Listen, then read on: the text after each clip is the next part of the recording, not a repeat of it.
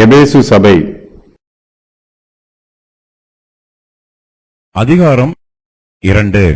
எபேசு சபையின் தூதனுக்கு நீ எழுத வேண்டியது என்னவெனில், 7 நட்சத்திரங்களை தம்முடைய வலதுகரத்தில் ஏந்திக் கொண்டு 7 பொன் குத்து விளக்குகளின் மத்தியிலே உலாவிக் கொண்டிருக்கிறவர் சொல்லுகிறதாவது: 7 நட்சத்திரங்களை தம்முடைய வலதுகரத்தில் ஏந்திக் கொண்டு 7 பொன் குத்து விளக்குகளின் மத்தியிலே உலாவிக் கொண்டிருக்கிறவர் முதலாவதாக எபேசு சபையின் தூதனுக்கு இந்த செய்தியை சொல்லுகிறார்.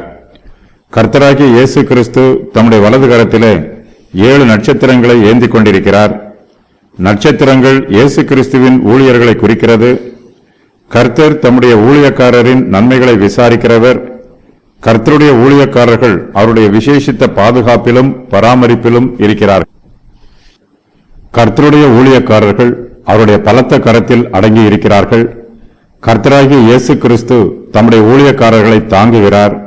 ஊழியக்காரர்களுக்கு இயேசு கிறிஸ்துவே பாதுகாப்பாக இருக்கிறார்.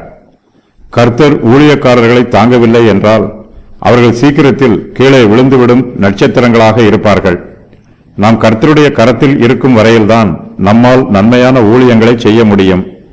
கர்த்தருடைய கரம் நம்மோடு கூட கிரியை நடப்பிக்கிறது.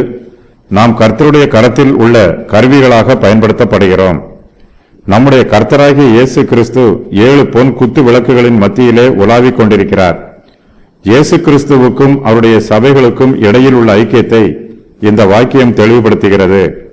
கிறிஸ்துவானவர் இப்போது பரலோகத்தில் இருந்தாலும் பூமியில் உள்ள தம்முடைய சபைகள் மத்தியிலே அவர் எப்போதும் உலாவிக் கொண்டிருக்கிறவர்.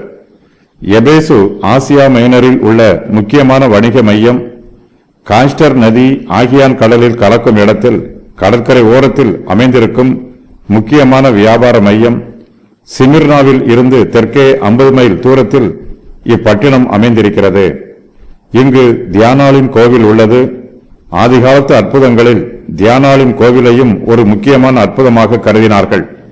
தற்பொழுது இப்பட்டினம் இடிந்து சிதைந்து காணப்படுகிறது.